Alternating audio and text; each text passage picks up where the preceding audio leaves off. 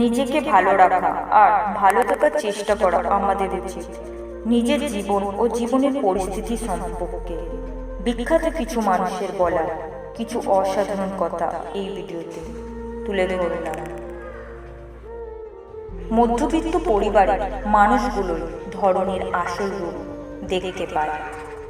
কর্মহীন জীবন হতাশার কাঁপনে জড়ানো একটি জীবন্ত লাশ, একটি ক্ষুধার্ত পেট, একটি খালি পকেট, একটি ভাঙা হৃদয় যা শিক্ষা দেয় পৃথিবীর কোনো বই সেই শিক্ষা দিতে পারবে না। সবাই তোমাকে কষ্ট দেবে, তোমাকে শুধু এমন একজনকে খুঁজে নিতে হবে যার দেওয়া কষ্ট তুমি সহ্য করতে পারবে। সবচেয়ে খারাপ একাকিত্ব হলো নিজেকেও ভালো না লাগা। তুমি যদি কোনো লোককে জানতে চাও তাহলে তাকে প্রথমে ভালোবাসতে শেখো। আমি বৃষ্টিতে হাঁটতে ভালোবাসি কারণ তাতে চোখের জল বোঝা যায় না। সবচেয়ে কঠিন কাজ হচ্ছে নিজেকে চেনা এবং সবচেয়ে সহজ কাজ হচ্ছে অন্যদেরকে উপদেশ দেওয়া। যে নিজেকে দমন করতে পারে না সে নিজের জন্যও বিপজ্জনক এবং অন্য সবার জন্য। মাত্র দুটি পন্থায় সফল হওয়া যায়। একটি হচ্ছে সঠিক লক্ষ্য নির্ধারণ করা, ঠিক যা তুমি করতে চাও, আর দ্বিতীয়টি হচ্ছে সেই লক্ষ্যে কাজ করে যাওয়া। আমি তোমার কথার সাথে বিন্দুমাত্র একমত না হতে পারি, কিন্তু তোমার কথা বলার অধিকার রক্ষার জন্য আমি জীবন দেব।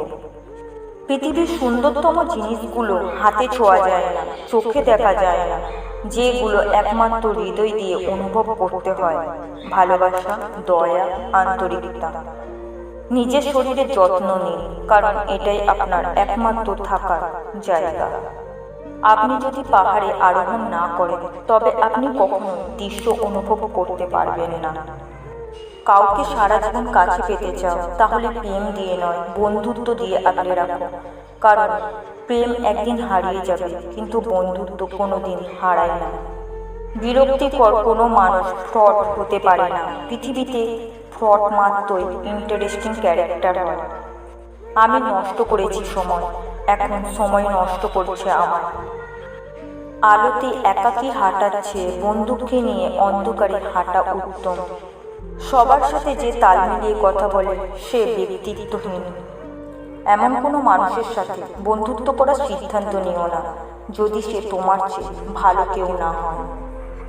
মানুষের আগে নিজেকে জানা উচিত, তারপর পৃথিবী ও সৃষ্টিকর্তাকে জানা আবশ্যক একটা বিষয়। অন্যকে জানা হলো জ্ঞান অর্জন করা, আর নিজেকে জানা হলো জ্ঞানের প্রদীপকে প্রজ্বলিত করা। নিজেকে জানা হলো জ্ঞান অর্জনের প্রথম ধাপ। নিজেকে পৃথিবীর কারো সাথেই তুলনা করবেন না। যদি তা করেন তাহলে আপনি নিজের অপমান করছেন। আমরা জানি যে আমরা কি, তবে আমরা জানি না আমাদের কি হওয়ার ক্ষমতা আছে। আলস্য হলো শয়তানের বালিশ। গতকাল আমি চালাক ছিলাম, তাই পুরো পৃথিবীটাকে পরিবর্তন করতে চেয়েছিলাম। আজ আমি জ্ঞানী, তাই নিজেকে পরিবর্তন করছি। অন্যকে বারবার ক্ষমা করো, কিন্তু নিজেকে কখনোই ক্ষমা করিও না।